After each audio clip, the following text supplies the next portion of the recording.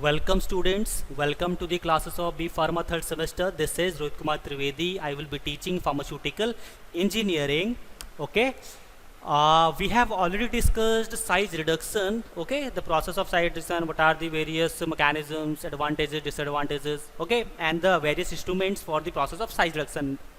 Now, after the size reduction, there is another step that is very important, without which the size reduction process is not complete, and the process is known as size separation. Okay, today's lecture will be dedicated for the topic size separation. This is Rohit Trivedi. You can reach to me using my YouTube channel and Facebook page, and I suggest subscribe and share this YouTube page with your classmates and friends also, okay, for the better understanding of the pharmacy profession. Okay, now moving further into our topic, we will be discussing the objectives, the applications, various mechanisms, okay, official standards of powders, sieves, and the various instruments that are used for the process of size separation. Okay, so stay tuned for understanding each and every topic. You are required to watch this video till end. Okay, I will keep on asking interesting things with you people.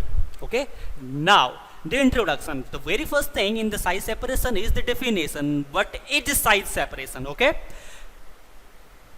as many times we have already discussed, the size separation is a unit operation that is used for categorizing the material according to their particle size. Okay, after the process of size reduction, the material, the processed material, we can say, that is gone through or processed through the process of size separation. Using this process, we can separate the particles of different sizes, or we can categorize the particles of different sizes, and ultimately we will be using the material of our desired size. Okay, this process is used for separating the materials for the pharmaceutical purposes. Okay, as size reduction process is being used for reducing the size, and the size separation process is being used for separating all those materials, or separating the required material from the processed material, that product that we have processed through the size reduction process. Okay, this process is also known as screening, sifting, or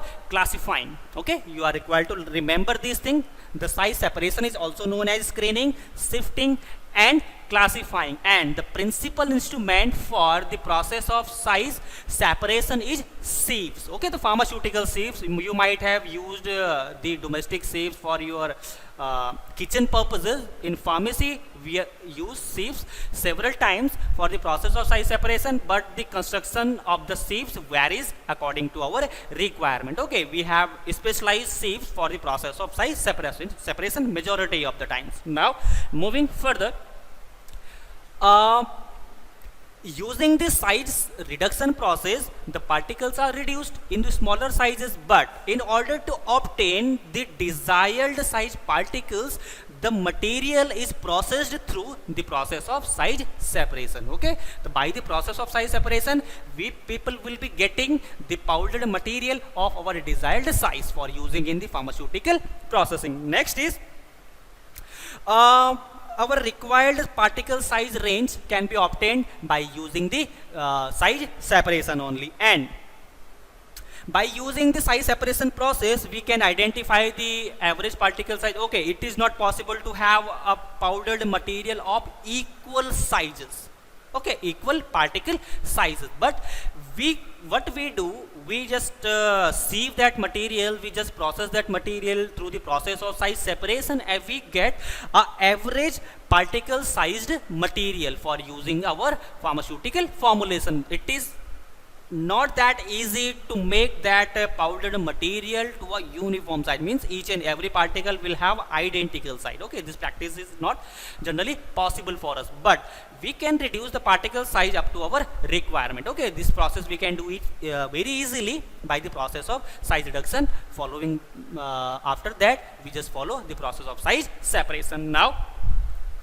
moving further, what are the major objectives of size reduction? Okay, the very first objective is we can determine the average particle size and the particle size distribution in a powdered system by using the size separation process. Now the second is the reduced particle size should be identified. Okay, there are several drugs that are very much effective in the reduced or very fine powder state. For example, you can see the gresophulvin and the aspirin. Basically, the gresophulvin is an antifungal, and aspirin, you already know, it is analgesic and antipyretic drug. Okay, when we reduce the particle size of these drug up to the 10 microns or less than 10 microns, the effectiveness of these drugs increase due to the better absorption. Okay, so hence it becomes important factor to reduce the particle size for having the maximum effect of a particular drug. Okay, and the last, by using the size separation process, we can determine or we can evaluate the efficiency of a size reduction process. Okay, we have processed a material through a size reduction process, but how would we identify this machine is working very efficiently or not? Obviously, what we will do, we will get that material that we have processed in the size reduction process, and that material will be processed for the size separation. And after identifying the average particle size, okay, we will be having several samples after processing the material through the size separation, and on the basis of all those particle size, we can say this size reduction machinery is this much efficient, or this is working very efficiently, or this machine is not working efficiently. Okay, by only the process of size separation. So these are the basic objectives. Now moving further, the application. What are the applications of size separation? Obviously, after size reduction, what we do, we get the material of desired size, obviously the finer state, and we already know the release of the drug from the dosage form is increased when the particle size is very fine. And obviously the dissolution, the smaller the surface area, means of individual particle I'm talking about. If we break a large size particle into a smaller size mass, what happens, the surface area, the total surface area of those all individual small particles will be far higher than that single particle. Okay, large size particle we can say. And after, what if the surface area is increased, obviously the dissolution process will be faster. Okay, due to which the effectiveness of that drug or the absorption of that drug will be increased and the action will become faster. Okay, the second point is absorption. As we have already discussed, the dissolution will be increased, and obviously after dissolution, absorption will also be increased, and ultimately the drug action will be increased. Okay, even we can say the bioavailability of the drug can also be increased by reducing the particle size. Not for each and every drug, per few certain examples are there due to which, due to size reduction process, we can increase their efficiency, like we have already discussed the gresophulvin and the aspirin. Okay, the effectiveness of all these drugs are increased by reducing the particle size. Okay, the third one is physical stability. Obviously we can increase the physical stability of a powdered material. Okay, if we have separated the powdered material, we have increased the physical stability of our suspensions and the emulsion, means the particle size distribution in the suspension and the droplet size distribution in the emulsion will remain for a longer duration, will remain uniform if the particle size is very fine or very small, means the gravitational forces will not be that much effective, okay, for the smaller size particles, and those particles will remain distributed in that system for a longer duration, due to which the stability of that particular formulation, our suspension or emulsion, will be increased. Okay, and the dose uniformity.